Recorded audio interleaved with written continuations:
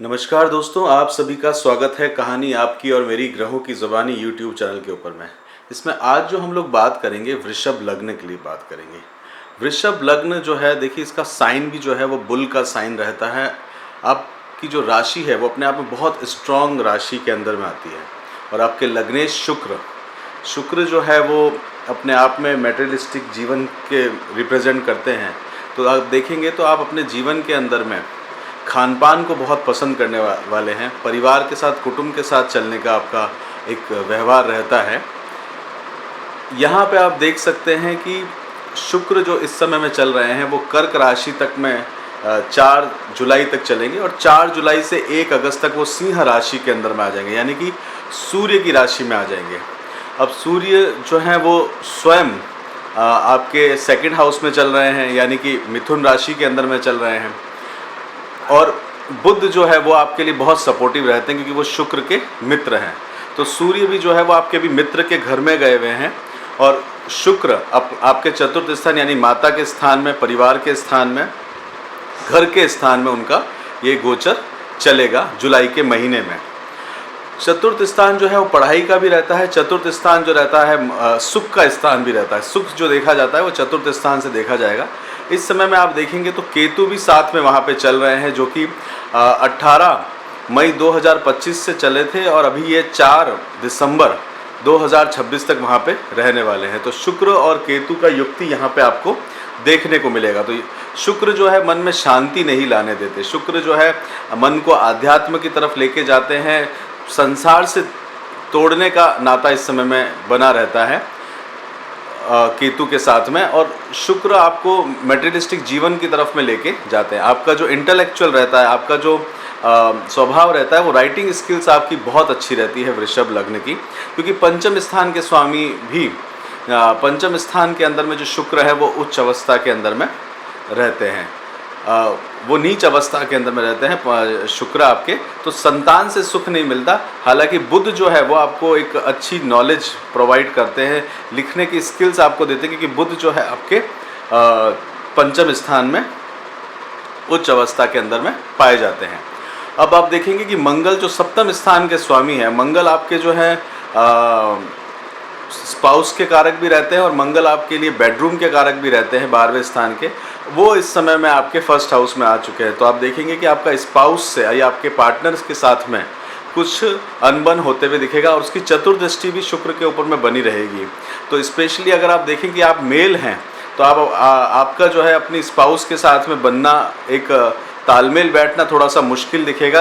ये आपके रहेगा मंगल जो है वो 31/10 तक वहाँ पे रहने वाले हैं। मंगल वृषभ राशि के अंदर में ही रहेंगे और ये समय जो रहेगा, इस समय में थोड़ा सा क्रोध आपको अब दिखेगा, गुस्सा जो रहेगा वो आपका बढ़ता हुआ जाएगा क्योंकि मंगल लग्न में आ चुके हैं। जॉब चेंज होने के आपके चांसेस इस समय बढ़ेंगे। कामकाज को लेके आप अपने बारे में इस समय सोचना शुरू करेंगे। शुक्र आपके लिए देखा जाए तो 12वें स्थान में उच्च के होते हैं, परंतु इसमें ज़्यादातर देखा जाता है कि वृषभ लग्न को अपने बड़े भाई बहनों से ज़्यादा सपोर्ट नहीं मिलता और या फिर आपको उनकी बात ज़्यादा समझ में नहीं आती। तो वहाँ से आपका अनबन हमेशा बना रहेगा। और वहाँ पे शनि की अवस्था चल रही है तो वहाँ पे आपके रिलेशंस वगैरह जो है वो एक तरीके से कम होते जाएंगे। मित्रों से भी आपको जो है थोड़ा सा रूखा सा व्यवहार देखने को मिलेगा। लाभ के अंदर में थोड़ी सी जो है वो कमी होते हुए दिखेगी, परंतु आप प्रॉपर्टी के अंदर में आपको बेनिफिट करते हुए मिलेंगे क्योंकि शुक्र और शनि की युक्ति जो मित्रता है वो एक स्वाभाविक मित्रता देखने में आती है। अब गुरु जो है वो इस समय में तीसरे स्थान पे आए हैं। शुक्र का लग्न है और गुरु तीसरे स्थान पे आए हैं, छोटे भाई बहनों के स्थान पे जो आपके अंडर में कामकाज करते हैं। तो उनकी ग्रोथ होते हुए आप इस समय में देखेंगे। और गुरु जो है उसकी दृष्टि पंचम दृष्टि से पंचम दृष्टि से आपके स्पाउस, आपके पार्टनरशिप के ऊपर में देख रहा है। तो वहाँ पे आपको पार्टनर की ग्रोथ होते हुए देखने को मिलेगी। साथ ही साथ में गुरु की जो नवम दृष्टि है, सौभाग्य दृष्टि है, वो शनि के ऊपर में बनी हुई है।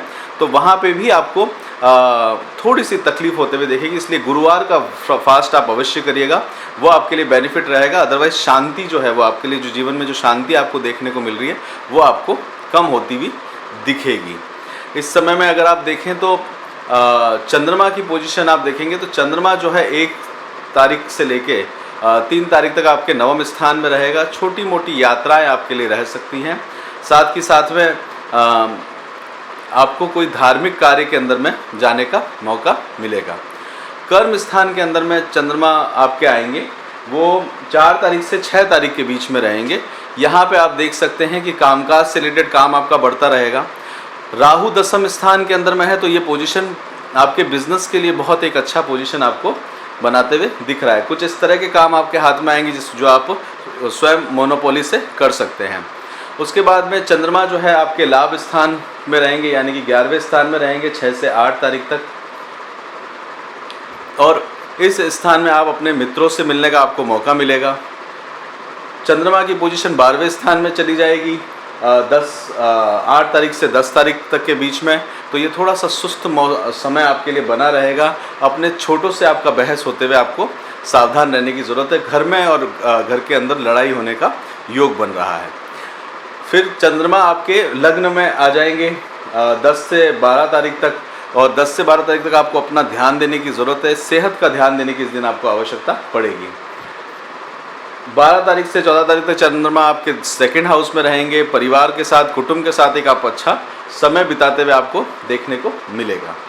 फिर चंद्रमा आपके 3रे स्थान में रहेंगे, यानी कि आपके 14 से 16 तारीख को चंद्रमा आपके 3रे स्थान में रहेंगे। काफ़ी मेहनत भरा आपका ये दिन रहने वाला है, साथ में किसी तरह का विवाद भी ये लेके आएगा।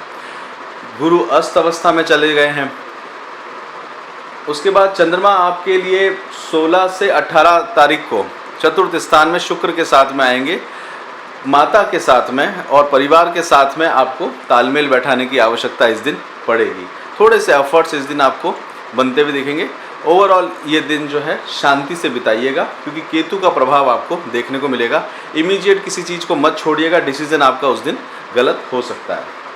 18 से लेके 20 तारीख को चंद्रमा आपके 5वें स्थान में आएंगे। संतान के लिए आपका एक चिंता आपको उस दिन देखने को मिलेगी। साथ ही साथ में अभी जो है संतान के ऊपर व्यय भी होता हुआ देखेगा, क्योंकि 5वें स्थान से शुक्र का जो मूवमेंट है वो अपने आप में 12वें स्थान पे है, तो संतान की पढ़ाई की चिंता भी आपको इस समय सताती दिख रही है। 18 से लेके 21 तारीख को का समय महत्वपूर्ण रहेगा बच्चों के लिए। 21 से 23 तारीख तक का अगर आप समय देखना चाहते हैं तो उस समय 6ठे स्थान में रहेगा। सेहत का थोड़ा सा ध्यान दीजिएगा, शत्रुओं से सावधान रहिएगा। 24 तारीख से 26 तारीख तक चंद्रमा जो है वो आपके अष्टम वृश्चिक राशि के अंदर में स्पाउस के साथ तालमेल बैठाने का कोशिश करिएगा। इस दिन स्पाउस से थोड़ी लड़ाई झगड़ा भी हो सकता है, प्रॉपर्टी रिलेटेड विवाद में फंस सकते हैं। 26 से 28 तारीख को चंद्रमा अष्टम स्थान में रहेंगे। इन-लॉज के साथ में आपका एक तालमेल आपको मिलेगा। इन-लॉज के परिवार में आपको जाने का मौका मिल सकता है। साथ ही साथ में अपने पुराने घर पे भी लौटने का एक रास्ता यहाँ पे दिख रहा है। और ये दिन आपके लिए जो रहेगा, आप एक लॉजिकल बात उस समय करेंगे जो उसके सामने वाला आपको नहीं समझेगा, वो एक दूसरे मोड पे आपको आर्ग्यूमेंट को जा सकता है। चंद्रमा उसके बाद में 24 से लेके 31 तारीख को 9वें स्थान में रहेगा। छोटी मोटी यात्राएं रह सकती है। भाग्य का साथ आपको इस दिन देखने को मिलेगा। इसी के साथ हेल्थ का जो है उस पर बात करते हैं, तो हेल्थ का जो है ओवरऑल आपको ध्यान देने की ज़रूरत है। मंगल लग्न में आ चुके हैं। धन का जो है फ्लो होते हुए दिखेगा। सूर्य धन के कारक रहते हैं, 2nd हाउस में आ रखे हैं, तो उसका एक लाभ आपको मिलेगा। खर्चा भी आपका बहुत होता हुआ रहेगा। बिजनेस में अच्छी अपॉर्चुनिटीज़ दिख रही हैं। शादी के लिए देख रहे हैं तो शादी का एक अच्छा योग आपके जीवन में चल रहा है। संतान पक्ष के बारे में विचार कर रहे हैं तो संतान के लिए उनकी ग्रोथ के लिए आप काम कर सकते हैं। शत्रुओं से सावधान रहिएगा। शत्रु आपके काफ़ी सारे बनते हुए दिख रहे हैं। लाभ जो रहेगा वो आपको इस समय लाभ उठाने का आपके साथ में मौका है, और परिवार का सपोर्ट भी आपको थोड़ा बहुत मिलेगा। उसके कारण आपके घर में थोड़ा सा विवाद भी होते हुए दिख रहा है। और घर से बाहर निकलने का मौका इस समय आपको कुछ माइनर ट्रैवल्स रहेंगी जुलाई के महीने में, बहुत ज़्यादा मेजर आउट स्टेशन जाने का आवश्यकता नहीं दिख रहा। इसी के साथ यहीं पे रोकते हैं। आपका बहुत बहुत धन्यवाद। अपना खूब ध्यान रखिएगा, खुश रहिएगा। जय श्री राम।